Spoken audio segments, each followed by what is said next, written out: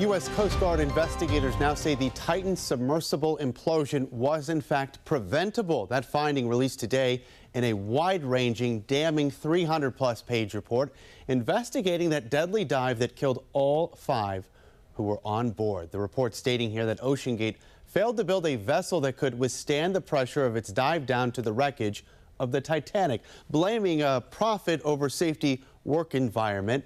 And a dozen and more reasons for the disaster, including significant damage found on the carbon fiber hull during previous dives. This video right here shows when the OceanGate employees heard a bang at the moment of implosion. It took more than 7 hours before authorities were notified the Titan was off radar and missing. That report also detailing efforts the company took to avoid any regulatory oversight or criticism. He said I would buy a congressman and make basically the problems would go away.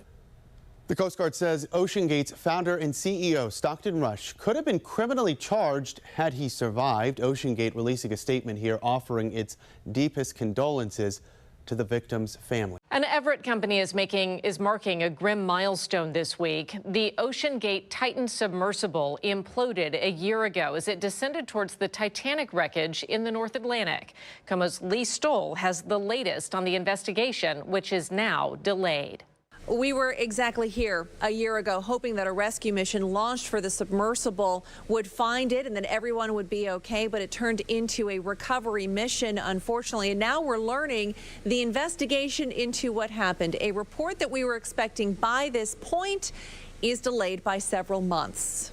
According to a statement from the U.S. Coast Guard, their investigation into the fatal dive of the Titan submersible is a complex and ongoing effort.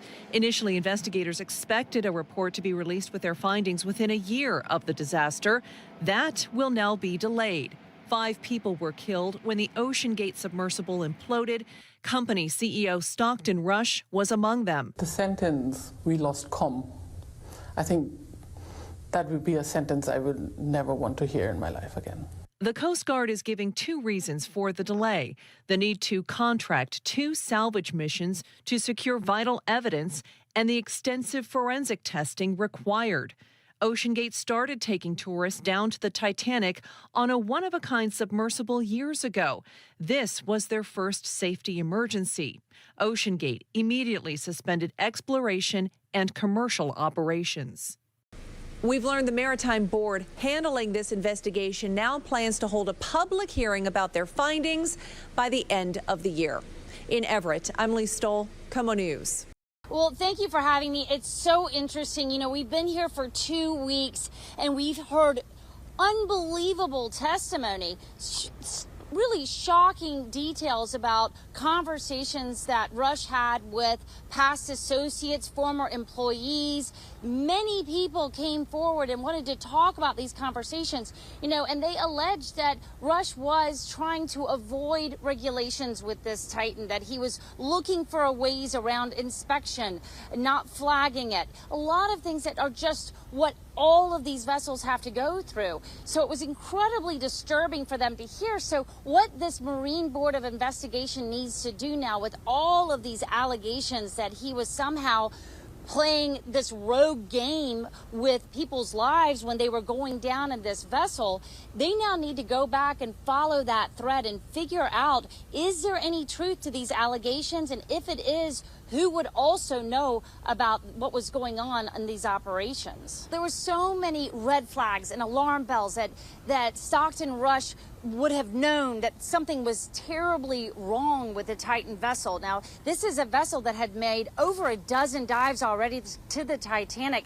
There were reports that were problems all along. So one of the questions, of course, is who else would have known this kind of information? Who else was paying attention besides Stockton Rush, who was the pilot? But of course, Rush passed away in this horrible accident. So now the question is anybody else libel. Now, the OceanGate lawyers were there the whole time. They were asking a lot of questions. They were going back and cross-examining these witnesses. So obviously, they're paying very close attention to what their liability looks like.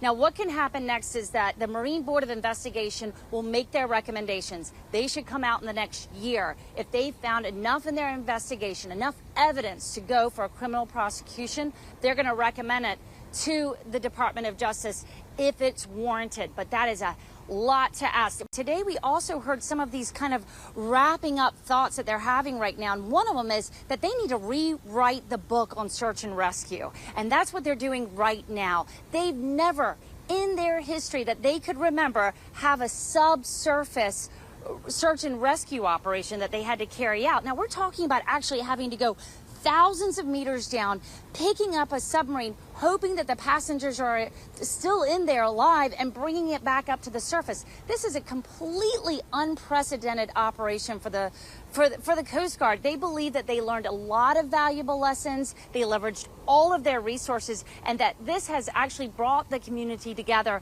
for an international type of operation. They can really leverage these kind of operations from all over the world, which is exactly what they did.